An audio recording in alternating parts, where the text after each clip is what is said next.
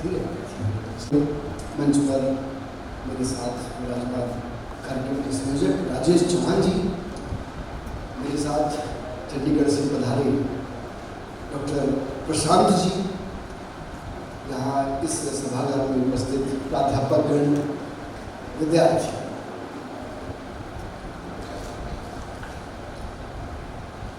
थोड़ा सा संख्या शायद कम हो गई जैसा होता है संख्या।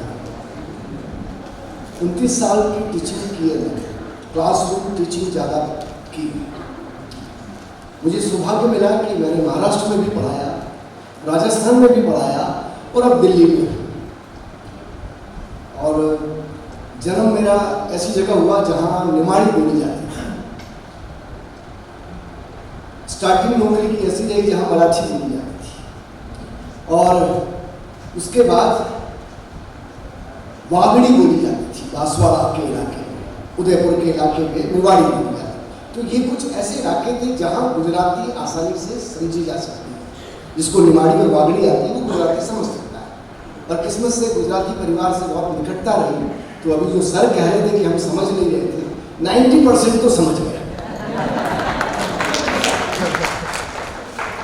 और अब तो समझना ज़्यादा जरूरी है, इसलिए समझना है कि विश्व गुरु बनाने वाला एक गुरु बैठा है दिल्ली में, तो बातें समझने के गुजराती समझना भी जरूरी है। गर्व की बात है कि इस धरती पर ऐसी जगह आ रहा हूँ जहाँ सरदार पटेल ने काम शुरू किया और अब वर्तमान सरदार पटेल काम कर रहे हैं, पूरे देश को एकता के सूत्र में बांध रहे हैं। तो मेरा सौभाग्य है कि मुझे आज यहाँ आने का अवसर मिला, हल्के फुल्के अंदाज में, जिससे जैसे मैंने कहा कि मैंने 29 साल पढ़ाया है, तो मैं भाव लेता हूँ कि कहाँ मोबाइल देखा जा रहा है और कहाँ मन लग रहा है।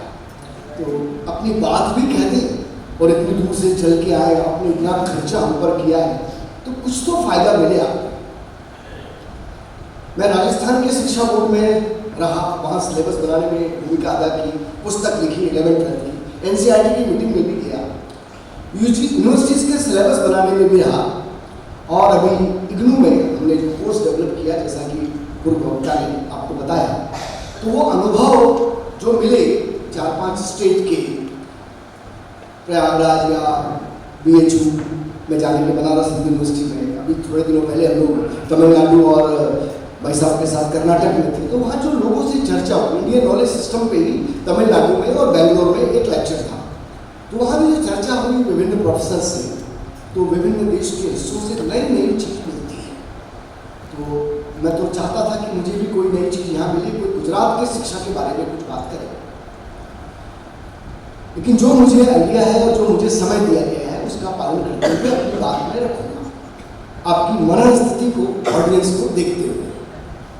हिंदी तो सबको अच्छी समझ में आती है। इंडियन नॉलेज सिस्टम और हमारा हिस्ट्री का सिलेबस दोनों में बहुत समान था। पहली बात तो ये कि क्या इतिहास में चीज करना, तो यहाँ इतिहास के अलावा सोशल साइंस के प्रोफेसर भी बैठे होंगे, ज्योग्राफी के बैठे होंगे, सोशियोलॉजी के बैठे होंगे।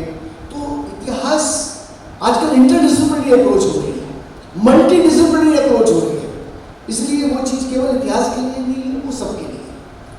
तो सिलेबस में क्या चेंज करना है, क्या इंडियन नॉलेज सिस्टम को डालना है और कैसे डालना है, यानी हमारी प्राचीन बौद्धिक संपदा जो थी उससे सबको परिचित कराना, और वर्तमान में वो कैसे प्रासंगिक है, और वर्तमान में उसका सामंजस्य बिठाते हुए, प्राचीन ज्ञान का वर्तमान ज्ञान के साथ सामंजस्य बिठाते हुए जो विश्व की समस्याएं हैं उसको कैसे सॉल्व कर सके, ये उद्देश्य IKS का है। और हिस्ट्री के माध्यम से भी जो हमारा नॉलेज सिस्टम है उसको हम लोगों को रिसर्च के लिए आगे बढ़ाएंगे। 2 तरह से होता है, मानसिक और बौद्धिक। विश्व हमारी तरफ देख रहा है, अवसाद की प्रॉब्लम हो रही है पूरा विश्व। कोरोना में भारत ने, आपने देखा जिस तरह मदद की, तो ये भारत की संस्कृति है। तो भारत केवल भौतिक उत्थान की बात नहीं कर रहा है, भौतिक और आध्यात्मिक दोनों कल्याण की बात कर रहा है। वो केवल मनुष्य मात्र के कल्याण की बात नहीं कर रहा, वो हर जीव के कल्याण की बात कर रहा है, वो पेड़ पौधों के कल्याण की बात कर रहा है, वो पर्यावरण की बात कर रहा है, वो जल प्रबंधन की बात कर रहा है। और ये सब इतिहास है, और ये इतिहास के सिलेबस में आना चाहिए। सब एक दूसरे से रिलेटेड है। हमने इतिहास को केवल युद्धों तक समेट दिया है। इतिहास वो है जो मनुष्य की प्रगति को बताता है, अपनी गलतियों को सुधारने की बात करता है, भविष्य कैसा हो उसकी तरफ से दिशा निर्देश देता है। आज हम बैठे ये भी इतिहास में। मैं अभी डॉक्टर बालमुकुंद पांडे जी को सुन रहा था, उन्होंने एक रजिया के बारे में एक लाइन कही, कितना अच्छा एक दृष्टिकोण निकाला कि भारत में आकर उनको शासिका बना दिया गया। ये इतिहास है, आपका दर्शन, आपकी सोच, ये भारत है। तो यहाँ पर केवल मैं अपने सब्जेक्ट पर सीमित रहते हुए अपनी बात करूँगा। तो भारत में हमको भ्रमित किया गया। सबसे पहले इतिहास अगर किसी ने लिखा तो ईस्ट इंडिया कंपनी के कुछ प्रशासकों ने, कर्मचारियों ने लिखा और उसी को दोहराया गया।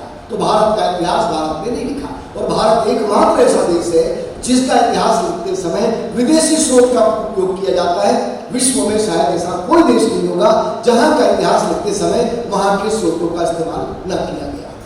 भारत में बात करेंगे तो आप कहेंगे मैरिस्टरीज ने क्या किया, फायर ने क्या कहा, अलवर्णी ने क्या कहा। भारत में पुराण क्या कहते हैं, वेद क्या कहते हैं, दर्शन क्या कहते हैं, ये हम बात नहीं करते। कुमार सिंह क्या कहता है, ये बात नहीं करते हम। ये दुर्भाग्य रहा है। तो जो अभी पूर्व वक्ता या डॉक्टर बालमुकुंद जी ने या वीसी साहब ने जो बात कही, डॉक्टर जोशी जी ने, उसी को मैं आगे बढ़ाऊंगा।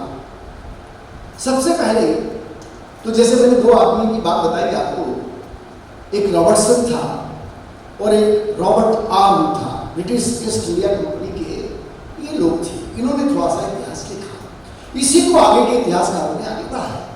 उनमें विलियम जोन्स और मैक्स मूलर का नाम प्रमुख आता है। और दुर्भाग्य है कि उन्हीं के लिखे इतिहास को हमने पढ़ा है। और ये जो इन लोगों ने लिखा, वो क्या लिखा, ये मार्क्स ने या रॉबर्टसन ने वही लिखा जो यूनानी लेखकों ने लिखा था, जो एरियन ने लिखा, जो मैगिस्थनीज ने लिखा, और जो विदेशी आए भारत के बारे में लिखा, उसको कंपाइल किया। तो विदेशी दृष्टिकोण विदेशी ही होगा, वो देशी तो नहीं होगा। उस इतिहास को कंटिन्यू किया।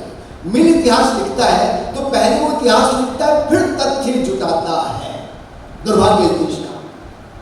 मैक्स मूलर खुद लिखता है, जैसे फॉर एग्जाम्पल मैक्स मूलर कहता है, उसी को हमारे इतिहासकारों ने फॉलो किया है कि वैदिक सभ्यता 1500 ईसा पूर्व की है। मैक्स मूलर कहता है, कब कहता है, 1859। और 1890 में वो कह देता है कि न 1500 है, न 2000 है, न 3000 है। कोई कह नहीं सकता कि कितनी है, मतलब इसने कम से कम 3000 तो मान लिया। तो हम बाद में ये नहीं लिखते हैं कि उसने कम से कम 3000 ईसा पूर्व तो मान लिया, यानी आज से 5000 साल पहले। बस हमने उसकी 1500 ईसा पूर्व की बात पकड़ ली। वो खुद कहता है कि मुझे नहीं पता कितना पुराना है, इससे भी अधिक हो सकता है। वो इतिहास में नहीं बताया जाता। जैकोबी लिखता है कि 4500 ईसा पूर्व वैदिक काल था, उसको आप नहीं बताते। तो मैं काल से ही अगर शुरू करूं, और अंग्रेजों ने जो लिखा और मैक्स मूलर ने जो लिखा, तो मैक्स मूलर जो लिख रहा है वो ऑक्सफोर्ड यूनिवर्सिटी में प्राध्यापक था, लंदन में। कभी आया नहीं भारत के बारे में लिख रहा है। मेरी कितनी बार भारत आया बताइए आप, जो लिख रहा है भारत के इतिहास को। तो अधिकांश इतिहासकार ब्रिटेन में रहकर इंग्लैंड का इतिहास लिख रहे हैं। एक जर्मन व्यक्ति इंग्लैंड में रहकर इतिहास लिख रहा है मैक्स मूलर। वो संस्कृत का विद्वान होता है, संस्कृत पढ़ता है, संस्कृत आती नहीं है। एक कोई व्यक्ति जब उससे जाता है, संस्कृत में बात करता है, तो वो कहता है किस भाषा में बात कर रहे हैं, उसको संस्कृत ही समझ में नहीं आ रही है। वो व्यक्ति संस्कृत में भाष्य लिख रहा है, ऋग्वेद में लिख रहा है भाष्य, जिसको संस्कृत ढंग से लिखा है। और वैदिक संस्कृत तो और क्लिष्ट है, आप संस्कृत वाले जानते होंगे जो मैं बैठे हैं। तो पणिनि का जो अष्टाध्यायी है, जो 5वीं शताब्दी ईसा पूर्व का, तो आप मानते हैं, और ये नासा में पढ़ाया जाता है और वैज्ञानिक है। इसमें लगभग 4000 शब्द हैं। ऐसा आज तक ग्रामर कोई नहीं लिख पाया। एक अभी साउथ के नागेश भट्ट हैं, अभी उन्होंने 18वीं शताब्दी में एक collection of principles of grammar लिखी, और आज भी कोई प्रिंसिपल्स ग्रामर के वैसी ऑथेंटिक रचना यूरोप में कहीं नहीं है। तो बिना पणिनि के व्याकरण को पढ़े आप व्याकरण नहीं समझ सकते। उसके बाद में उस पर पतंजलि ने महाभाष्य लिखा अपना, और मैक्स मूलर संस्कृत में लिख रहा है, और फिर वो वैदिक काल का नॉलेज नहीं है उस पर लिख रहा है, क्योंकि उसे पैसा चाहिए। मैं डिटेल में न जाते हुए, जो वो अपनी माँ को लेकर लिखता है, बड़ा खुशी जताता है कि मुझे नौकरी मिल गई। वो तो ऑक्सफोर्ड में नौकरी चाह रहा था और उसको संस्कृत का नॉलेज भी नहीं था। अब प्रश्न क्या, अंग्रेज संस्कृत लिखने में पढ़ने में क्यों रुचि ले रहे थे? इसको आप समझिए, क्योंकि भारत का ज्ञान उसी में था। मैं वो कहता है कि उसे तो नौकरी चाहिए। दूसरा एक मैकॉले जो आ रहा है, मैकॉले का 2 फरवरी 1935 का जो आप स्टेटमेंट पढ़ेंगे, एडम्स ने जो रिपोर्ट तैयार की, उसकी केवल 2 लाइन 3 लाइन बताता हूँ महत्वपूर्ण, बाकी आप जानते हैं। उसने कहा था कि मैं रंग यानी क्या चाहता था, he wanted to create a class of people Indian in blood and colour, और विचार में, टेस्ट में, या कहना चाहिए मूल्यों में या इंटेलेक्ट में कैसा होना चाहिए, इंग्लिश होना चाहिए। वो साफ कह रहा है। और उसने जो एक और लाइन कही कि हमें तो दुभाषी चाहिए जो हमारी बात को जनता तक पहुंचा सके। यानी वो देश में राज करने के लिए यहाँ की धर्म को, संस्कृति को, सभ्यता को समझना चाहते थे। उसका एक और कोटेशन है कि जब मैं भारत में घूमा, ये संसद के रिकॉर्ड में है, तो यहाँ चोर नहीं मिला मुझे, कोई बड़े उच्च चरित्रवान लोग मिले, योग्यता वाले लोग मिले। अगर इस देश पर राज्य करना है तो उसकी शिक्षा प्रणाली और उसकी सभ्यता को हमको समाप्त करना पड़ेगा। उनके दिमाग में ये लाना पड़ेगा कि अंग्रेजी ही श्रेष्ठ है, इंग्लिश साहित्य ही श्रेष्ठ है, इंग्लिश में ही विज्ञान है, यूरोपीय भाषाओं में ही विज्ञान है। तो ये आप मानसिकता समझिए। तो शिक्षा नीति कहाँ से शुरू हो रही है कि भारत की शिक्षा प्रणाली और संस्कृति को समाप्त करो, भारतीयों में ये भावना भरो कि यूरोपियन नॉलेज और लैंग्वेज अच्छी है। तो मेघालय की शिक्षा प्रणाली को ही हमने अपनाया, है ना। हार्डिंग्स ने कह दिया कि सरकारी नौकरी उसी को मिलेगी जिसको अंग्रेजी आती है। आज भी ये हो रहा है। मुझे बड़ा अच्छा लगा, वाइस चांसलर साहब गुजराती में बोल रहे थे। ये अगर सब्जेक्ट हो जाए तो हम भी गुजराती सीखने लगेंगे, आता है तो यूट्यूब देखेंगे, सीखेंगे। तो अच्छा लगा कि अंग्रेजी में नहीं बोला गया। अभी मैं तमिलनाडु गया था, वहाँ मुझे बताया गया कि वहाँ हिंदी कोई नहीं समझता, आप अंग्रेजी में बोलना, विरोध ही होता है। तो हमने अपनी बात अंग्रेजी में रखी वहाँ। तो धीरे धीरे परिवर्तन आ रहा है, आएगा। तो हमारी स्थानीय भाषाओं में जो मैकॉले का, प्राच्यवादियों का और एंग्लिकन का जो विवाद हुआ वो आप जानते हैं। तो एक वर्ग था जो भारतीय भाषाओं में, प्राचीन भाषाओं में शिक्षा देना चाहता था, एक अंग्रेजी में शिक्षा देना चाहता था। तो अंग्रेजी में शिक्षा क्यों देना चाह रहे? क्योंकि उनको राज करना है। और ज्ञान कहाँ था? संस्कृत में। भारत का नॉलेज कहाँ था? संस्कृत में, रीजनल लैंग्वेज में। तो संस्कृत के ग्रंथों का अनुवाद करके कैसे हम उसकी धज्जियां उड़ाएं और बताएं कि गलत है और हम राज कर सकें, ये उद्देश्य था। तो जो पाठ्यक्रम बनाया गया मैकॉले की नीति के तहत, उसका उद्देश्य यही था। अब जब आगे हम बढ़ते जाए तो भारत में क्या उन्होंने मतलब नष्ट किया और क्या हमें सुधार की आवश्यकता है पाठ्यक्रम में, जो आपका आज का विषय है। मैंने कहा कि काल निर्धारण। तो काल मैंने कहा कि मैक्स मूलर खुद पलट गया। पहले से कहता है कि 1500 ईसा पूर्व वैदिक ग्रंथ लिखे गए, फिर कह देता है कि 3000 वर्ष पूर्व के भी हो सकते हैं, कोई कुछ कह ही नहीं सकता। तो खुद ही क्लियर नहीं है, तो हम 1500 क्यों मानने लगे? आश्चर्य की बात है। विद्यार्थी छोड़िए, मैंने प्राध्यापकों को देखा है जो कहते हैं कि ऋग्वेद का काल 1500 ईसा पूर्व है। अरे भाई, ऋग्वेद का काल नहीं, ऋग्वेद का रचना काल। तो हमारे प्राध्यापकों को ही नहीं पता ये बात, तो विद्यार्थियों से क्या उम्मीद करें? रचना काल 1500 ईसा पूर्व बोला है यूरोपियन ने, आप कह रहे हो कि 1500 ईसा पूर्व ऋग्वेद था। तो एक तो काल को भ्रम है। दूसरा, जब आप सिलेबस लिखने लगे, चाहे संस्कृत वाले हो चाहे हिस्ट्री वाले हो, तो हम प्रमाण के साथ लिखे, प्राइमरी सोर्सेज के साथ लिखे। और प्राइमरी और सेकेंडरी सोर्सेज किसको बोलते हैं आप जानते हैं? प्राइमरी सोर्सेज वो होते हैं जैसे अभिलेख या उस समय के समकालीन राइटर्स के राइटिंग्स, बुक्स, इंस्क्रिप्शंस, हम उसको लेकर प्रमाणित करें। हमें उनको प्रमाण देने की जरूरत नहीं, हमारे जो लोकल साहित्य है उसको हम आधार बना के करें। लेकिन चूंकि समय की मांग है, इंटेलेक्चुअल लोग हम हैं, यूनिवर्सिटी में बैठे हुए लोग हैं, तो प्राइमरी सोर्सेज के साथ बात करें। मैं 3 उदाहरण दूंगा प्राइमरी सोर्सेज के। महाभारत का युद्ध कब हुआ था? तो अंग्रेजों ने पहले जो दिल्ली में बैठे वामपंथी इतिहासकार हैं उनमें चर्चा होती थी कि लोहा 950 ईस्वी पूर्व भारत में आया। तो महाभारत में लोहा था, तो महाभारत का काल 950 ईस्वी होगा। ठीक, फिर लोहे की और खोज हुई तो 1800 के आसपास लोहे के प्रमाण मिल गए। तो कहा नहीं, महाभारत 1850 में हुआ होगा। अभी हरियाणा से आप आए हैं, अभी खुदाई चल रही है, अभी रथ मिल गया है, प्रमाण मिल गए, तो आप कहते नहीं तो 3000 साल पहले महाभारत होगा। मानने लगे ना, तो आप तो हमें प्रमाण देना पड़ेगा। अब इसका प्रमाण जब आप पाठ्यक्रम में दे तो कैसे? मान लीजिए किसी ने, इतिहासकार ने लिखा, उसने कह दिया कि गुप्त काल की कोई रचना है, उसमें कह दिया कि युधिष्ठिर का समय 2400 ईसा पूर्व के आसपास था, 2450 ईसा पूर्व के आसपास था। अब मान लीजिए आप उसको मानने को तैयार नहीं, तो पुलकेशिन द्वितीय जो चालुक्य शासक था, चालुक्य राज्य गुजरात तक भी रहा है, उसमें मैं बाद में आऊंगा। नर्मदा नदी के किनारे कन्नौज के शासक हर्षवर्धन और चालुक्य शासक पुलकेशिन द्वितीय का युद्ध होता है, और पुलकेशिन द्वितीय का कार्यकाल है 606 से 647। 633-34 या 34-35, लगभग 634 में एक प्रशस्ति लिखी जाती है, उसका नाम है ऐहोल प्रशस्ति या ऐहोल अभिलेख। उसको लिखता है रवि कीर्ति, और उसमें लिखता है कि आज से इतने वर्ष, रामायण की महाभारत के इतने वर्ष बाद इन दोनों में युद्ध हो रहा है। तो उस अभिलेख के हिसाब से महाभारत का युद्ध 3102 वर्ष माना जाता है, यानी आज से कितने साल पहले? 5 साल। आप कहते हो अभिलेखीय प्रमाण दो, तो आप अभिलेखीय प्रमाण दीजिए ना, हमारे पास अभिलेखीय प्रमाण है, वहां से शुरू करो। और आप आ गए, आप यूट्यूब में भी देखिए, आप सब कह रहे हैं महाभारत 5000 साल पहले, 5000 साल पहले। आज से 15-20 साल पहले कोई बोलता था क्या? तो आप बात तो रखिए, प्रमाण तो रखिए। तो ये प्राथमिक स्रोत हुआ, आप स्वीकार कर रहे हैं। दूसरी बात मैं आपको प्रमाण के साथ कहता हूं, कहते भारत एक राष्ट्र नहीं था, भारत का नाम नहीं था। जैसे अभी आया इंडिया, हिंदुस्तान, भारत, तो कहते तो जैसे हमने कहा कि भारत का उल्लेख कहाँ आता है, तो भारत का उल्लेख विष्णु पुराण में आता है, वायु पुराण में आता है, मत्स्य पुराण में आता है।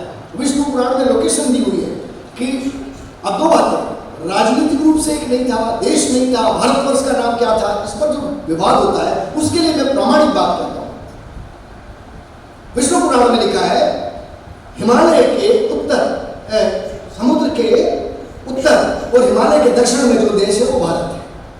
तो आपने कहा कि पुराण कपोल कल्पित है, कहा आपने पहले, जीवित पार्टीचर या दूसरे लोगों ने, यूरोपियंस ने इस पर पुराणों पर काम किया। अब जब हम प्राइमरी सोर्सेस की बात करते हैं तो ईसा पूर्व में कलिंग का राजा था, उसका नाम था खारवेल। उसने एक अभिलेख लिखा, इंस्क्रिप्शन, हाथी गुफा अभिलेख, उसमें भारतवर्ष का जिक्र है। तो जब आप पुराण का बोलो तो वहां बोलो कि ये प्राथमिक स्रोत कलिंग के राजा खारवेल का, आप उठा के देख लीजिए कलिंग के राजा खारवेल का प्रशस्ति अभिलेख, हाथी गुफा अभिलेख उड़ीसा में मिला, उसमें भारतवर्ष का जिक्र है। तो अभिलेखीय प्रमाण है भारत का, मिल रहा है ना। चलो आप ऋग्वेद को आगे पीछे हो रहे हो मानने में, अभिलेखीय प्रमाण तो मानोगे। तो भारतवर्ष था, राष्ट्र कैसे नहीं था? अब बताइए, राष्ट्र के रूप में भी उल्लेख मिल रहा है। अशोक, क्या अशोक के समय भारत एक नहीं था? क्या चंद्रगुप्त के समय एक नहीं था? मैसूर जाके चंद्रगुप्त मौर्य अपना अंतिम समय बिता रहा है, तो क्या ये अखंड भारत नहीं था? क्या हमारा धर्म नहीं था? बोगार्चकल अभिलेख 1400 ईसा पूर्व तुर्की में मिलता है। तुर्की बोगार्चकल कहाँ है? तुर्की, जिसमें 4 देवताओं के नाम मिलते हैं, इंद्र, मित्र, वरुण, नासत्य। तो क्या वहां कल्चर नहीं फैला? तो इस पर विचार कीजिए, प्रमाण के साथ बात करें। अब तो सिलेबस जब आप बनाए, सबसे पहले तो भारत क्या है इसको बताइए। हमको इंडिया, हिंदुस्तान, इसमें जाने की जरूरत नहीं है। और हिंदू शब्द तो बहुत पहले था, हिंदू कुछ पर्वत नहीं बोलते हैं क्या? क्या भारत खंडे नहीं बोलते हैं क्या? आज भी हमारे पूजा पाठ में जो होता है क्या बोलते हैं? भरत खंडे, जम्बू द्वीप है, भरत खंडे बोलते नहीं बोलते? जम्बू द्वीप का भी अभिलेखीय प्रमाण है। और जम्बू द्वीप में, अरे जब 7 द्वीप है उनको पहले से पता है, लक्षद्वीप, जम्बू द्वीप, ये वर्णन है। आज आप नया थ्योरी बता रहे हो, हमारे तो वहां पुराने समय से लिखा हुआ है। हाँ, पुराणों का जो स्टाइल थी, देखिए वेद क्लिष्ट थी, भाषा क्लिष्ट थी, तो आम जनता समझ सके इसलिए पुराणों में कथा कथन के रूप में बात कही गई है, कहानियों के माध्यम से, जैसा कि अभी वक्ता ने आपको बताया कि आम लोग समझ सके, वो उद्देश्य था। अच्छा, कार्यकाल में आप जैसे हिस्टोरिकल है तो मत्स्य पुराण में आपका वर्णन मिलता है सातवाहन राजा का, ठीक है, वायु पुराण में मिल रहा है गुप्त काल का, और विष्णु पुराण में मिल रहा है मौर्य काल का। अब जब हम पुराणों का आधार ले रहे हैं तो हम अभिलेखों का भी ले, जैसे कुछ चीजें ऐसी मिल रही हैं जो सातवाहनों के अभिलेख में है, तो सातवाहन के अभिलेख में ढूंढ लिया कि जो पुराणों में मिल रहा है, तो पुराणों की बात को उसके साथ मैच करके प्राइमरी स्रोत के रूप में लिखिए, क्यों नहीं मानेंगे? और कई काल में लिखे गए पुराण, एक समय नहीं लिखे गए। तो हमारे पुराण स्रोत हैं, लेकिन उसको प्राइमरी स्रोत के रूप में जो अभिलेख है उसके साथ जोड़ दीजिए। कोई क्यों नहीं मानेगा? अगर अपन थोड़ा सा और आगे बढ़े तो काल का मैंने अभी आपको चर्चा की, फिर हम कहते हैं कि सिंधु घाटी सभ्यता, जिसको आपने जब खुदाई हुई तो सिंधु नदी के किनारे मिला तो आपने कह दिया कि ये तो सिंधु घाटी सभ्यता है। जब हिंडन नदी और बाकी नदियाँ, रावी नदी या घग्गर नदी या आपके भोगवा नदी, गुजरात में कौन सी नदी है, भोगवा नदी के किनारे लोथल मिल गया, तो आपने कहा सिंधु घाटी कैसे कहें इसको, ये तो बहुत सारी नदियाँ थी। तो आपने कह दिया सबसे पहले कहाँ मिला, हड़प्पा में, तो इसको कहते हो हड़प्पा सभ्यता। अब मान लो आपको हड़प्पा के पहले का कोई प्रमाण मिल जाएगा तो क्या करोगे? धर्म संकट है ना। तो ये नामकरण सर जॉन मॉन्सन कह रहा है और हमने अपना लिया, तो अब हमने उसको क्या कर दिया, आप लिखिए सिंधु सरस्वती सभ्यता। क्या कहेंगे? सिंधु, क्योंकि अधिकांश सिंधु और सरस्वती नदी के किनारे मिले और उसका विस्तार बहुत आगे तक था। आप नर्मदा नदी के, प्रवरा नदी के किनारे, आप दैमाबाद तक जा रहे हैं महाराष्ट्र में, गुजरात में लोथल मिल रहा है, अभी वर्तमान में जैसलमेर में खुदाई हो गई, अभी भरतपुर में प्रमाण मिल गए। तो नए नए जो प्रमाण आ रहे हैं, अभी भी हम 60 साल की लिखी हुई पुस्तकों को ही प्रमाण मान रहे हैं। कहते घोड़े का प्रमाण नहीं मिला, हड़प्पा में बोलते ना, फिर कहते हो सुर कोतल हमें मिल गया, साहब घंटी मिल गई। अरे तो घंटी घोड़ा ही तो है। आप कहते हो कि वो तो अग्नि को मानते नहीं थे, अग्नि वेदी तो वैदिक काल में थी, तो अग्नि वेदियां लोथल में ही तो मिली है, वो भी तो गुजरात में है। तो भाई आप अग्नि वेदी भी मिल गई, वो घोड़े भी मिल गए, और वैदिक काल में घोड़े प्रमुख थे, अग्नि वेदी प्रमुख थी। तो ये सिंधु घाटी सभ्यता जो हम कह रहे हैं, सिंधु सरस्वती सभ्यता, वो और वैदिक काल अलग कैसे हो गया? वैदिक काल पहले आया, हमारे यहाँ पहले अरण्य, वन आता है, फिर गांव आता है, फिर शहर आता है, नगर आता है, ये। और आप पढ़िए धोलावीरा की खुदाई में 3 स्तर मिले ना नगर के, 3 मिले धोलावीरा गुजरात में। वैदिक ग्रंथों में 3 तरह के नगरों का वर्णन है। इंद्र को पुरंदर कहा जा रहा है, किलों को मापने वाला, तो पुरुष है ना। तो आप कैसे कहते हो ग्रामीण सभ्यता है वैदिक सभ्यता? क्या नगर के लक्षण नहीं थे? तो प्रश्न उठता है कि वैदिक सभ्यता का ही सतत विकास हिंदू सभ्यता है, दोनों में साम्यता है। तो ये अब जो थ्योरी बदल रही है, प्रमाण के साथ हम कह सकते हैं कि सिंधु सभ्यता यानी कि सिंधु सरस्वती सभ्यता और वैदिक सभ्यता में समानता है, दोनों में लिंक है, और दोनों एक सप्त सिंधु प्रदेश में फैल रही है। वो देखिए, आप कहते हो कि सरस्वती नदी की बात अभी चली, 1900 ईसा पूर्व के आसपास सरस्वती नदी सूख रही है ना, इसका वर्णन मिल रहा है। तो अभी वर्तमान में नासा ने जब कह दिया कि सरस्वती नदी बहती थी, तब हमने मान लिया। पहले बोलते थे तो कल्पना, 31 सरस्वती नदियों का उल्लेख मिलता है भारत के साहित्य में उल्लेख। और जो सरस्वती नदी बह रही है, कहते थे गंगा जमुना सरस्वती मिल रही है, एक अदृश्य है, बोले तो कल्पना है। जब नासा ने खोज लिया तो आपने क्या बोला आपने? नहीं सरस्वती है, अंदर बह रही है। अभी रिसर्च हुई ना, मिल गई ना पानी, बह रहा है ना पानी। अभी द्वारका का वर्णन कहाँ मिल रहा है बताइए आप? द्वारका की, मैं गुजरात की बात करता हूँ आपसे। द्वारका का उल्लेख पद्म पुराण में मिल रहा है और उसमें वर्णन है। आप पद्म पुराण को ढूंढिए, देखिए, उसमें लिखा है कि ये दुर्ग कितना सुंदर था, वहां के लिए दुर्ग का भवन का वर्णन किया गया पद्म पुराण में। भागवत पुराण में ये लिखा है कि ये कैसे नष्ट हुआ, तो लोग क्या बोलते थे, ये कल्पना है। क्या अभी रिसर्च में साबित नहीं हो गया? हुआ या नहीं हुआ? तो है ना द्वारका, तो कहानी तो है नहीं। तो समय आएगा, लेकिन हम अपनी बात वजन से रखें कि हमारे पुराणों में सही है, और उसके साथ तर्क के साथ अपना सिलेबस बनाएं, सिलेबस में लिखें। तो द्वारका का वर्णन अगर पुराण में है तो आप ये भी लिखें कि कब सर्वे हुआ। प्रधानमंत्री जी गए थे, मैंने तो अखबारों में ही पढ़ा है, आपने भी पढ़ा होगा। गोताखोर अंदर लगा रहा है, तो उसका प्रमाण दीजिए ना। अब लोग कहेंगे कि तो फेक वीडियो है, तो आप उसको कैसे नैरेटिव को चेंज करना, ये आपके ऊपर है। तो हम तथ्यों के साथ उसकी बात नहीं रखेंगे कि कैसे द्वारका नगरी। अब कहते हैं बहुत सारी बातें हैं, मतलब मैं तो कैसे कम समय में बात ज़्यादा से ज़्यादा सिलेबस बनाने के लिए कह दी, मुझे ये लगता है। तो मैं आया कि आपको सिंधु सरस्वती सभ्यता एक तो आप शुरू करेंगे बोलना, लिखना। दूसरा, वैदिक काल पहले है, सिंधु सरस्वती बाद में है, या दोनों में साम्यता है? और ये साम्यता कैसे, मैंने सरस्वती नदी का भी आपको उदाहरण दे दिया। सिंधु में भी सरस्वती है और वैदिक काल में तो उसको सदा नीला और बहुत महत्व बताया गया है, बहुत सम्मान से कहा गया, पूजनी नदी बताया गया है सरस्वती नदी को। विद्या की देवी हमने मान लिया बाद में सरस्वती को। तो इस तरह से आप काल में देखिए, विस्तार में देखिए, क्षेत्र में देखिए और घटनाओं की साम्यता स्थापित कीजिए। किस हजार 33 करोड़ देवता है इनके, अरे 33 कोटि है। आप पढ़िए ना, आप वो भी 3 तरह के, आकाश के, पृथ्वी के और अंतरिक्ष के। और मैक्स मूलर एक शब्द बोलता है, हिनोथिज्म शायद वो कहता है, जिस बहुदेववाद के संदर्भ में, कि जिस देवता को पहले वो पूछ लेते उसको मान लेते। अरे हम तो प्रकृति को मान रहे हैं भाई। एकेश्वरवाद हमारे उपनिषदों में भी है, सिंधु घाटी में भी वही मिल रहा है, प्रतीक अलग है। खैर मैं उस पर डिटेल नहीं आऊंगा। उसके और आगे अगर हम चले तो गणराज्यों की बात बीसी साहब ने, जब विश्व गणराज्य का मतलब ही नहीं समझता था, गणतंत्र का मतलब नहीं समझता था, तब हमारे गणतंत्र थे। अब आप जब गणराज्य की सिलेबस में गणराज्य डालिए ना, देखिए सिलेबस, उसके मैं प्रमाण देता हूँ।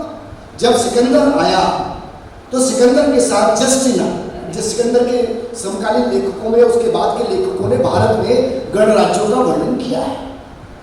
मैं पुस्तक के नाम भी आपको बताता हूँ, मेरे से कंसल्ट कर सकते हैं आप। जस्टिन नाम सुना होगा, जस्टिन किसने सुना है, कितने लोगों ने नहीं सुना? स्ट्रेबो, एरियन, तो एरियन और जस्टिन ने साफ साफ लिखा है कि भारत में ये गणराज्य थे। और अश्मक गणराज्य का नाम सुना होगा आपने, उत्तर में अश्मक गणराज्य। उसके बाद और आगे आप चलिए, हम नहीं बोल रहे, ये यूनानी बोल रहे हैं। उसके बाद में आप देखिए वैशाली गणराज्य, अभिलेखों का मैं प्रमाण देता हूँ। अशोक के अभिलेख में गणराज्य का उल्लेख है। उसके और आगे समुद्रगुप्त की प्रयाग प्रसिद्धि पढ़िए तो क्या 9 गणराज्यों को उसने पराजित नहीं किया था? आप वहां क्या पढ़ते, गणराज्य पढ़ते कि नहीं पढ़ते? और कौन से गणराज्य, अर्जुनाय, योधेय, मालव, काक, खरपरिक, ये गणराज्य थे। तो भारत में तो गणराज्य थे। अब अगर सिक्कों की बात करें तो राजस्थान के रेण में कुछ सिक्के थे, उसमें लिखा है जय मालव गण, जय योधेय गण, तो सिक्कों पर भी मिल गया, अभिलेख में मिल रहा है, सिक्कों में गणराज्य का वर्णन मिल रहा है। और ऐसे गणराज्य जिसकी सभा में 7700 राजा हैं, इससे बड़ा डेमोक्रेसी का क्या उदाहरण हो सकता है? गणराज्यों का चुने जा रहे हैं, 5000 की गणराज्यों का उल्लेख मिल रहा है। वैशाली गणराज्य पढ़िए, योधेय गणराज्य पढ़िए, तो गणराज्यों का उल्लेख है। उसकी शासन प्रणाली देखिए, जब सिकंदर से बात करने के लिए जाते हैं गणराज्य के 100 प्रतिनिधि मालवों के, तो वो कहते हैं कि बड़ा हमको सम्मान दिया, उसका वर्णन हम नहीं कर रहे। एरियन और ये जो जस्टिन है ये कर रहे हैं कि सम्मान मिल रहा है। तो गणराज्यों का उल्लेख उस समय के आए लोग कर रहे हैं, जो स्वतंत्रता है, सेनाध्यक्ष भी निर्वाचित हो रहा है। तो भारत में रिपब्लिक तो तब था जब विश्व रिपब्लिक जानता ही था। आप कहते तो स्पार्टा, एथेंस में गणराज्य था, तो भारत में क्यों नहीं देते हो? तो फिर जब आपको स्टडी करना है तो एथेंस कैसे था, स्पार्टा कैसे था, उसकी तुलना भारत के गणराज्यों से करिए। तो एक चैप्टर अलग से आप लिखिए गणराज्य और शुरू कीजिए सिकंदर के आक्रमण से, पढ़नी के अष्टाध्यायी से। बल्कि मैं कहूँ ऋग्वैदिक काल में उत्तर कुरु, मद्र, ये गणराज्य थे, वहां से शुरू कीजिए। इधर आइए सिकंदर में, अशोक के समय आइए, समुद्रगुप्त के समय आइए, हमारे गणराज्य थे। अब गणराज्य जिसमें लोग निर्वाचित हो, ज्यादा लोग मिलकर राज्य कर रहे हैं, गणराज्य व्यवस्था। एक अलग से चैप्टर बनाइए, हमारे गणराज्य गायब है, 4 लाइन में लिख के आप गणराज्य को खत्म कर देते हो। एवं अभिलेख का आप वर्णन ही नहीं करते हो, जैकोबी का वर्णन नहीं करते हो, मैक्स मूलर की आधी बातें लिखते हो। जो नई नई खोज हो गई उसकी वर्णन नहीं कर रहे हो। अभी जो नई खोज महाभारत की हुई है हरियाणा में, कौन सी जगह है हरियाणा में जो अभी नई खोज हो गई? नहीं, अभी एक नया साइट अभी नया खुला है, अभी कोई नया है जहाँ अपन गए थे, वहाँ से पास में है, समरखा से थोड़ा दूर पर है, तो कुछ नाम याद नहीं आ रहा मुझे। वहाँ पर नई चीजें मिल गई, एक जगह रथ मिल गया, तो लोगों ने कहा कि नहीं, भाले वगैरह भी मिल गए। दिल्ली यूनिवर्सिटी के कई लोग काम कर रहे हैं। उसके और आगे आप चलो तो एंशिएंट में जो मैंने आपको बात कही, उसके बाद अगर हम उत्तर मध्यकाल जिसको कहते हैं, एक तो विभाजन गलत है आपका, एंशिएंट मिडाइवल मॉडर्न में विभाजन नहीं होना चाहिए। एक गुप्त काल में और एक गुप्त काल के बाद जो क्षेत्रीय राज्य है, क्षेत्रीय इतिहास को प्राथमिकता दी जाए, जो नहीं मिला। जैसे मैं आपके यहीं की बात करता हूँ, आपने कुमारपाल को कितना दिया स्थान? जयसिंह सिद्धराज को यहाँ कितना स्थान दिया, भीम प्रथम को कितना स्थान दिया, भीम द्वितीय को कितना दिया, मूल राज द्वितीय को कितना स्थान दिया। नैनिका देवी ने क्या मोहम्मद गौरी को नहीं हराया था? कौन राजा था उस समय? मूल राज द्वितीय। कई पुस्तकों में भीम द्वितीय भी आता है, लेकिन मैंने जो पढ़ा है वो मूल राज द्वितीय था।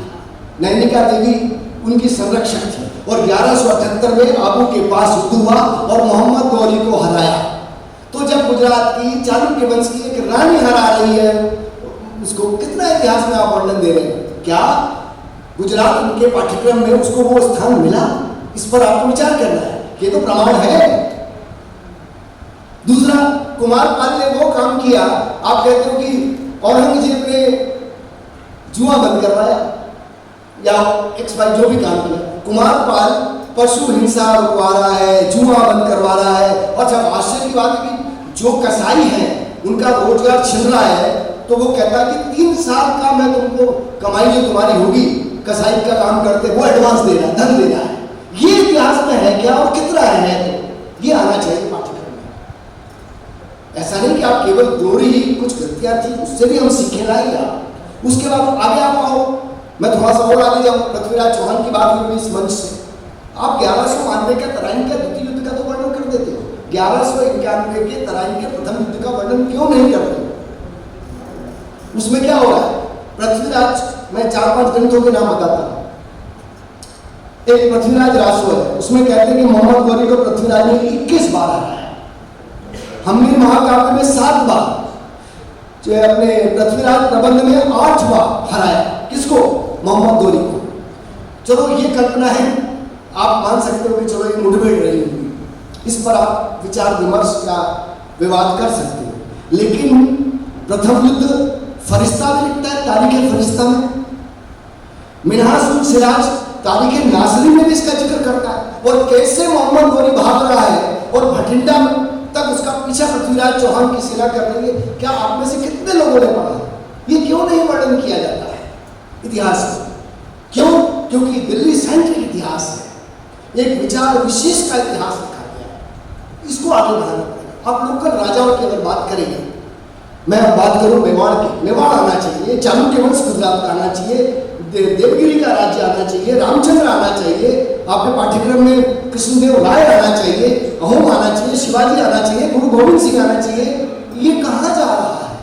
गुजरात के अन्य शासक आने चाहिए, कर्ण का बघेला वंश आना चाहिए। बघेला वंश कितना है? अलाउद्दीन के समय 2 लाइन लिख दी जाती है, क्या 10 लाइन नहीं लिखने रहे वो? और क्या लिखा जाता है कि कमला देवी किस किस के हाथ में लगी? क्या ये इतिहास बता रहे हैं? उसकी लड़की कहाँ गई, ये आप लिखते हो? तो आप क्या बताना क्या चाह रहे हैं? क्या हम किस वर्ग को बनाना चाह रहे हैं? इस पर विचार करना चाहिए। राणा सांगा मालवा के महमूद खिलजी को पराजित करता है और चित्तौड़ में विजय स्तंभ बनाता है। एक लाइन भी नहीं लिखी होती है। राणा सांगा के बारे में 2 बातें बताऊं। राणा सांगा, आपने बाबरनामा पढ़ा होगा, थोड़ा हल्का कर दूं, मैं ज़्यादा डीप में चला गया है ना? स्टूडेंट्स में बैठे आपने 2 युद्ध के नाम सुने होंगे, एक पानीपत का प्रथम युद्ध और एक खानवा का युद्ध। पढ़ा है? पानीपत का प्रथम युद्ध किसके बीच में हुआ था? पानीपत का प्रथम युद्ध किसके बीच में हुआ था? बाबर और इब्राहिम लोदी। बाबर और इब्राहिम लोदी। और खानवा का युद्ध किसके बीच में हुआ? राणा सांगा, मेवाड़ का और बाबर। और बाबर नामा एक पुस्तक है तुर्की में, उसमें लिखा है कि बाबर को राणा सांगा ने बुलाया था। लिखा है ना? पढ़ा होगा ना आपने? अब मैं आपको एक बात बताता हूँ।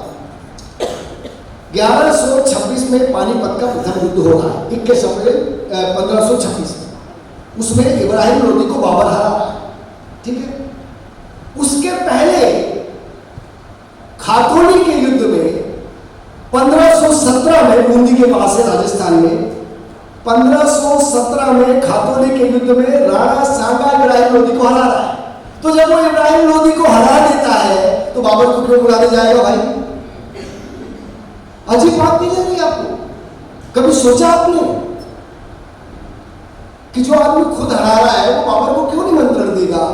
लेकिन बाबर नामा में लिखा है साहब, बाबर ने लिख दिया तो सही है। बात आप समझिए ना, जब कोई इतिहासकार भी नहीं और कोई आप कह देते हो कि बाबर ने हराया, किसको हराया? राणा सांगा। किसमें? खानवा के युद्ध में। कब? 17 मार्च 1527 में। लेकिन उसके पहले बयाना के युद्ध में बाबर हार गया राणा सांगा से, ये इतिहास में नहीं है तो एक लाइन में, वो भी राजस्थान के इतिहास में। क्यों? वो आना चाहिए। हम ये नहीं कह रहे कि अगर बाबर विजय हुआ, कुछ उपलब्धियां थी तो उसको आप बखान करिए, एकदम मत समाप्त करिए, लेकिन भारतीय दृष्टिकोण से तो देखिए। एक और उदाहरण देता हूं, महाराणा प्रताप और अकबर में युद्ध होता है, सुना है ना, हल्दीघाटी का युद्ध।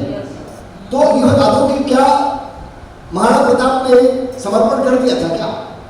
उसने तो गुरिल्ला युद्ध प्रणाली अपनाते हुए चावंड को राजधानी बनाया और जंगलों में चला गया, जो गुजरात से लगा हुआ उदयपुर का इलाका, राजसमंद का, वहां चला गया, संघर्ष समाप्त नहीं किया। और उसके बाद में एक युद्ध हुआ दिवेर का, लगभग कम से कम वो 4 साल चला, इसलिए बोलते हैं उसको मेवाड़ का मैराथन, लंबा युद्ध।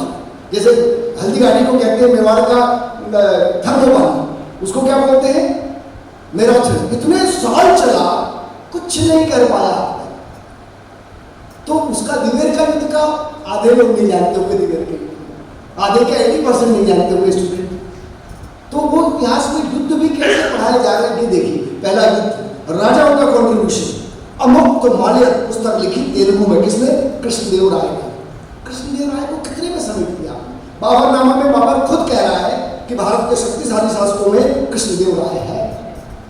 वो अशोक जैसा कार्य कर रहा है, जन कल्याणकारी कार्य कर रहा है, सिंचाई बनवा रहा है, तालाब बनवा रहा है। उसके दरबार में 8 दिग्गज थे, जिनको अष्ट दिग्गज बोलते थे, तेलुगु के थे। बहुत काम किया उसने, बाबर को प्रशंसा कर रहा है। लेकिन आप अकबर के 9 रत्न बोलते हो, वो तो डिटेल में लिख देते हो, लेकिन अष्ट दिग्गजों को नहीं पढ़ा रहे।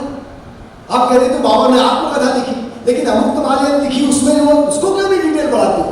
बाबर ने क्या क्या भौगोलिक राजनीति, अरे वो भूगोल को क्या जानता है? यहाँ का रहने वाला भूगोल को ज्यादा जानता है, उसको आप छोड़ देते हो। ठीक है, उसकी बात भी लीजिए, लेकिन इसको मत छोड़ो। अब कुंभा क्या था?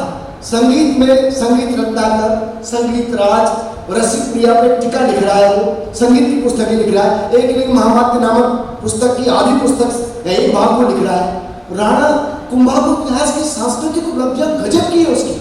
आपके गुजरात की बॉर्डर पर भी, सिरोही के आसपास भी किले उसने बनवाए, अचलगढ़ का दुर्ग वगैरह का श्रेय आता है। कितने दुर्ग बनवाए उसने, संगीत का इतना बड़ा क्या था, लेकिन आप उसको छोड़ देते। तो मुझे कहना चाहिए कि आप कहते हो कि जैसा काम अशोक ने किया वैसा काम अकबर ने किया। मैं तो कहता हूं जो काम अशोक ने किया वो काम कृष्णदेव राय ने किया, लेकिन आप कृष्णदेव राय को छोड़ देते हो। वहां तुलना किसकी करते हो? Akbar the great. और किससे तुलना करते हो? अशोक द ग्रेट से। हमारे यहाँ होना ही चाहिए। रहा सवाल, जैसे मैंने अभी आपको मेवाड़ का बताया, चालुक्य वंश का जिक्र किया, आपके कृष्णदेव राय का जिक्र किया, ऐसे ही कुछ जनजातीय राजा थे, रानियां थी। रानी दुर्गावती का योगदान केवल इंगित करते हुए आगे बढ़ता हूँ, समय को ध्यान में रखते हुए, मुझे बहुत कुछ समय मिला है। तो रानी दुर्गावती जो अकबर से युद्ध कर रही है, वो इतिहास में कहा है, रानी अहिल्याबाई मराठा राज्य की ऐसी महिला जो नब्ज को पकड़ पाई, यानी वो कुशल राजनीतिक भी थी, प्रशासिका भी थी, और वो अपने खुद का पैसा, अपने खुद की जो जागीर है उससे लेती थी। अपने जो जनता का पैसा है वो केवल जनता पे खर्च करती थी।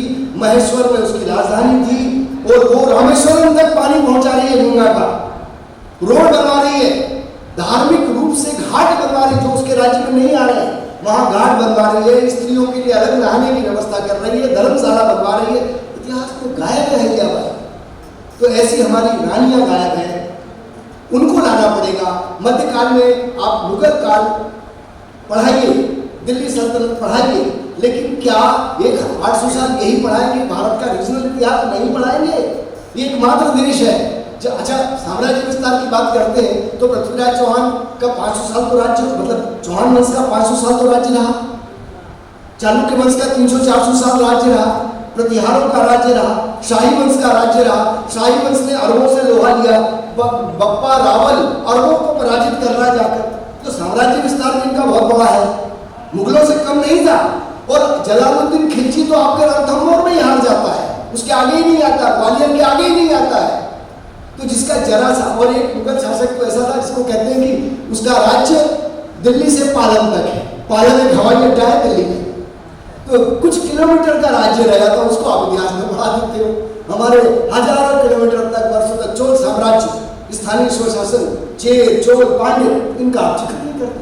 काकती वंश, देवगिरी के यादव, गुजरात से, उनका वर्णन आप समेट देते हो। ये इतिहास में लाइए, अच्छी बात इतिहास में लाइए, कमजोरी भी उजागर करने कोई दिक्कत नहीं। ये पाठ्यक्रमों में आपको लाना पड़ेगा, रीजनल हिस्ट्री लानी पड़ेगी, एक दूसरा क्रोनोलॉजी आपको ठीक करनी पड़ेगी, तीसरा सोर्सेस के साथ करनी पड़ेगी, प्राथमिक सोर्सेस के साथ करनी पड़ेगी, अपने लोकल लोगों से, रीजनल लोगों से समन्वय स्थापित करके उनके बारे में जानना पड़ेगा। कोई अगर कर्ण पे, बघेला पे काम कर रहा है, कोई कमला देवी पे काम कर रहा है, उससे संपर्क करना पड़ेगा। क्योंकि प्रॉब्लम क्या है, दिल्ली में बैठे लोग जो मटेरियल है एसी में बैठ के सिलेबस बना देते हैं, न वो गुजरात जा रहे हैं, न वो केरला जा रहे हैं, केरल में जाओ तो अलग इतिहास, वहां जाओ तो अलग, इनको कंपाइल करना पड़ेगा। और ऐसी यूनिवर्सिटी उसमें काम कर सकती है, जो आपकी मुझे अभी बताया गया कि विश्व की एकमात्र यूनिवर्सिटी है जी जहाँ पाठ्यक्रम के लिए काम हो रहा है। तो देखिए, भीड़ भी ठीक है, डिस्कस भी ठीक है, उद्घाटन भी ठीक है, लेकिन ऐसे के लिए आपको कोई ईमानदारी से काम करना है तो भले 50 लोग हैं, ढंग से बैठना पड़ेगा। कौन क्या कर रहा है छोड़िए, हम क्या कर रहे हैं ये देखना पड़ेगा। अब अगर मैं मॉडर्न पे आऊँ, अपनी बात को अंतिम दौर में ले जाते हुए, तो मॉडर्न में केवल छोटी सी बात कह के मैं निकल जाता हूँ। 1857 की क्रांति की बात आप करते हैं। अभी माझा प्रवास, गणेश माझा प्रवास की बात की ना, माझा प्रवास में कैसे योजना बनी इसका वर्णन है। 1857 की क्रांति में, क्रांति मैं वो यूज कर रहा हूँ, फ्रांस तो क्रांति हो गई है ना, फ्रांस की क्रांति क्यों, राजा के खिलाफ ही तो हो रही ना, तो यहाँ भी तो शासक वर्ग के खिलाफ ही हो रही है। यहाँ क्रांति आप नहीं कह रहे हो। स्वतंत्रता संघर्ष क्या है, दूसरी सत्ता को हटाना, स्वतंत्र होना, ये तो स्वतंत्रता संग्राम है, लेकिन उसकी व्याख्या अलग करते हो। कहते हो उसका व्यापक क्षेत्र था, नहीं था। क्यों नहीं था? क्या चेन्नई में नहीं से जुड़ा हुआ था? क्या हैदराबाद तक नहीं फैला हुआ था? लेकिन केवल ये 10-5 रटे हुए नाम है। और प्रॉब्लम ये है कि जो कंपटीशन के पॉइंट ऑफ व्यू से स्टेट पीसीएस के, पीएससी के, आईएएस के सिलेबस के हिसाब से जो किताबें लिखी जाती है, वही किताबें जो बीए में लिखी जा रही है। प्रॉब्लम ये है कि रीजनल हिस्ट्री को ठीक से समेटा नहीं जा रहा, तो हम समझ नहीं पा रहे हैं कि कहाँ कहाँ आंदोलन फैला। तो 1857 की क्रांति में लंदन में योजना बन रही है। सतारा के राजा का विश्वास पात्र रंगोजी बापू लंदन जा रहा है। तात्या टोपे का साथी नाना साहब का सेना दीवान कौन था, अजीमुल्ला था, उनसे मिल रहा है। वहाँ योजनाएं बन रही हैं। सूर्यमल मिश्रण बूंदी का शासक राजाओं को लेटर लिख रहा है, वो रतलाम के राजा को लेटर लिख रहा है, वो राजस्थान के जागीरदारों को लेटर लिख रहा है कि क्रांति आ गई है, तुम भी एक हो जाओ राजा, अब युद्ध करो। माझा प्रवास में वर्णन आ रहा है, उस समय के लोग वर्णन कर। इवन मैं आपको अंग्रेजों के नाम बता दूं जो कह रहे हैं, अरे डिज़रायली आपका ब्रिटेन का प्रधानमंत्री कह रहा है कि तो राष्ट्रीय विद्रोह था, ठीक है विद्रोह किया, राष्ट्रीय तो कहा कह रहा है, वो बेंजामिन डिज़रायली राष्ट्रीय शब्द यूज कर रहा है और आपको राष्ट्रीय शब्द इस्तेमाल करने में दिक्कत आ रही। मतलब आपने मिल जैसा कर लिया कि ये तो आंदोलन था, ये तो विद्रोह था, फिर तथ्य जुटा रहे हो। अब तथ्य क्या जुटा रहे हो कि ये तो विस्तारित नहीं था, कम लोगों ने भाग लिया। अरे विस्तारित कैसे नहीं था, कहां से कहां तक, उत्तर से दक्षिण, पूर्व से पश्चिम, कौन भाग नहीं ले रहा है? किसान भाग ले रहा है, जनता भाग ले रही, महिलाएं भाग ले रही, हिंदू भाग ले रहा है, मुस्लिम भाग ले रहा है। क्या हजरत महल ने भाग नहीं लिया? लखनऊ की वो भी थी। तो सब समुदाय भाग ले रहे हैं, हिंदू है, मुस्लिम है, सब जाति, हर वर्ग, व्यापारी वर्ग भाग ले रहा है। बौद्ध बुद्धिजीवी भाग ले लिया, मध्यम वर्ग में भाग ले लिया। तो मध्यम वर्ग की परिभाषा तो बताओ, क्या रंगोजी बापू मध्यम वर्ग का नहीं था? माझा गणेश जो लिख रहा है क्या वो नहीं था? क्या अजीमुल्ला मध्यम वर्ग का नहीं था? या जो मेरठ से क्रांति शुरू हो रही है, वहाँ के जो जाट लोग थे या थानेदार था, थानेदार ने वहाँ के भारतीय सैनिकों को छोड़ दिया था मेरठ में, क्या वो मध्यम वर्ग का नहीं था? मध्यम वर्ग का केवल मास्टर ही होता है क्या? केवल प्राध्यापक ही होता है क्या? मध्यम वर्ग सभी को होता है। अगर आप याद करें तो मध्यम वर्ग ने भाग नहीं लिया। अब तो बुद्धि तो लगा लिखते वक्त मध्यम वर्ग है क्या? क्या पत्रकार मध्यम वर्ग है? केवल प्रोफेसर ही मध्यम वर्ग है और टीचर ही मध्यम वर्ग है? पहले तो ये सोचना पड़ेगा, दिमाग में थोड़ा बल देना पड़ेगा। अब आप क्रांति की बात करते हो, आप कह देते हो क्रांतिकारियों को पहले तो ये बोला कि आतंकवादी, दिल्ली में बोला गया ना, अब क्या बोल दिया गया?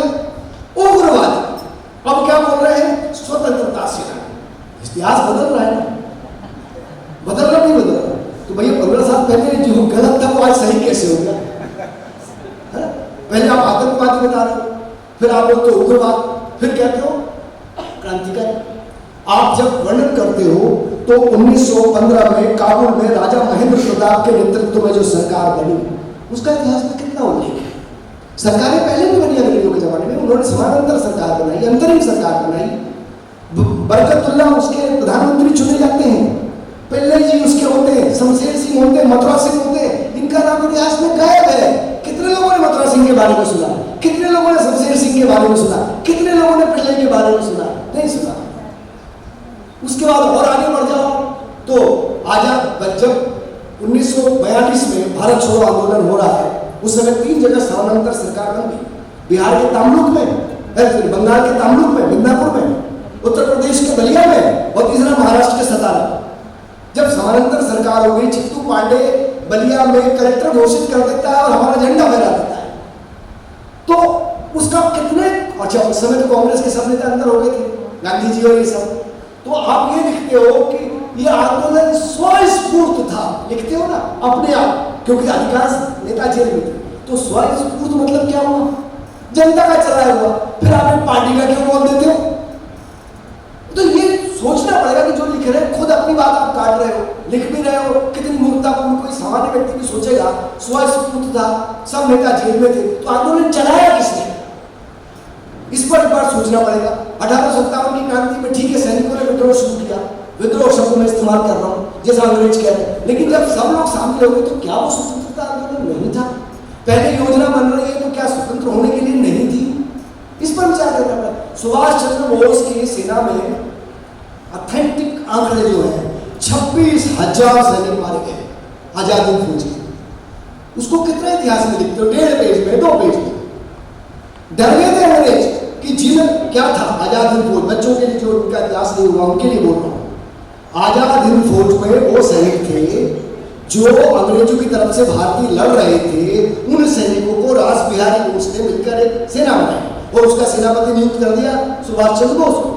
तो जो भारतीय लोग थे अंग्रेजों की सेना में, उसी से अंग्रेजी सेना, उसी से आजाद हिंद फौज बनी और वो भारत में बढ़ी। और वो पहली सरकार वहां सिंगापुर में बन चुकी थी भारत की। और गांधी जी ने अपनी हार पर क्या कहा? जब मतलब अपनी हार से मतलब उनका कैंडिडेट था पट्टाभी सीतारामैया, वो हार गए, तो गांधी जी ने क्या बोला? उसकी हार मेरी हार है। और इतना गुस्सा हो गए कि मैं बालू से कांग्रेस से बड़ा संगठन खड़ा कर दूंगा।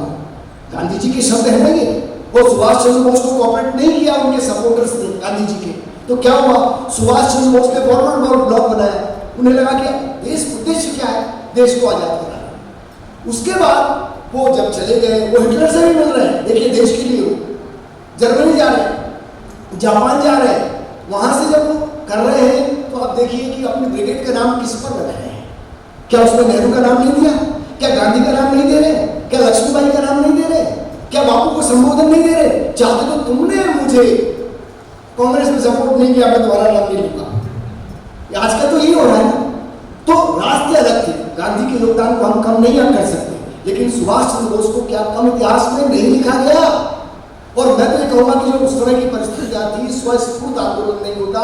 सुभाष चंद्र बोस का ये जो जिस तरह पूरे देश में क्रांति हो गई, आप मुंबई में आप देखिए नौसेना का विद्रोह हो रहा है, आपके जबलपुर में थल सेना आजाद हिंद फौज के नारे लगा रहे हैं, दिल्ली के लाल किले में उनका सपोर्ट हो रहा है। अंग्रेज घबरा गए थे। तो ठीक है, हर पार्टी का योगदान, लेकिन इतिहास में उन छोटे छोटे पक्षों को जो मील के पत्थर साबित हुए लाना पड़ेगा। 26,000 सैनिक मारे गए, क्या आप उनके योगदान को भुला सकते हैं? कई हमारे ऐसे हीरो हैं, मैं कितने नाम गिनाऊं, जनजाति बिरसा मुंडा, उनका नाम गिनाऊं। उसके पहले क्या किया? विद्रोह बोलते हो आप, इसको आंदोलन बोलिए। जनजाति आंदोलन था, इसको आप स्वतंत्रता आंदोलन से अलग कैसे कर सकते हो? जो आज बिरसा मुंडा ने जो आंदोलन किया, उलगुलान जो किया, उसमें क्या था?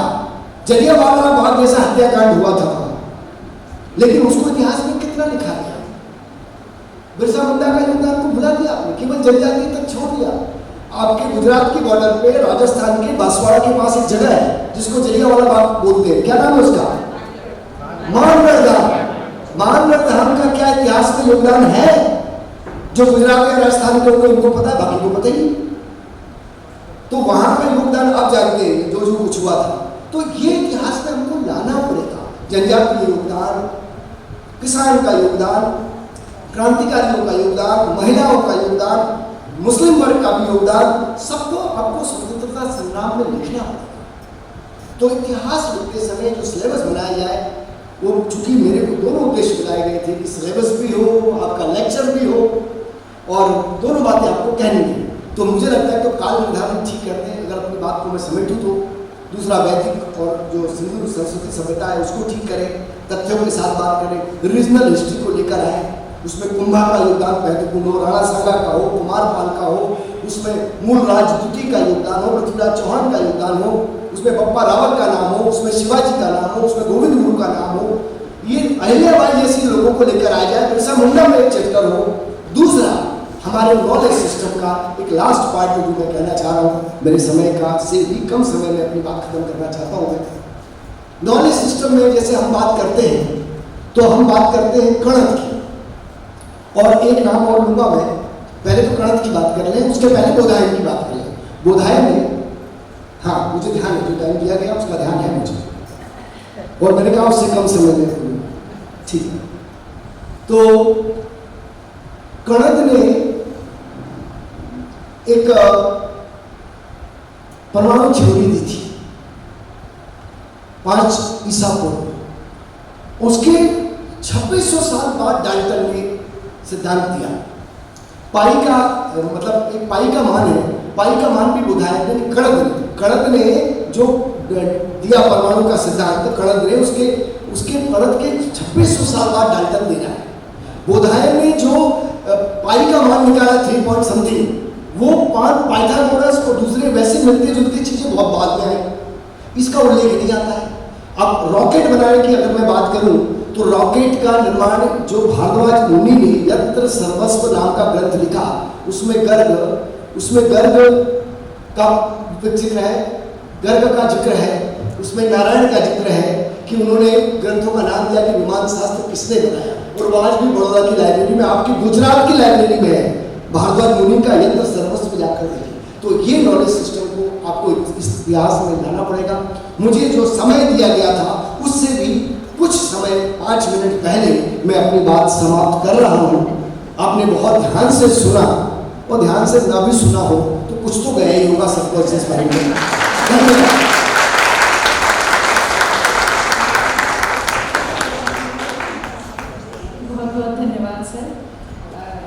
नई सारणी के अनुसार समय केवल 1:30 बजे तक का था, और एक संचालक के लिए ये बहुत ही मुश्किल हो जाता है किसी विद्वान व्यक्तित्व के सामने ये कहना कि सर 5 मिनट और बस। तो मेरे लिए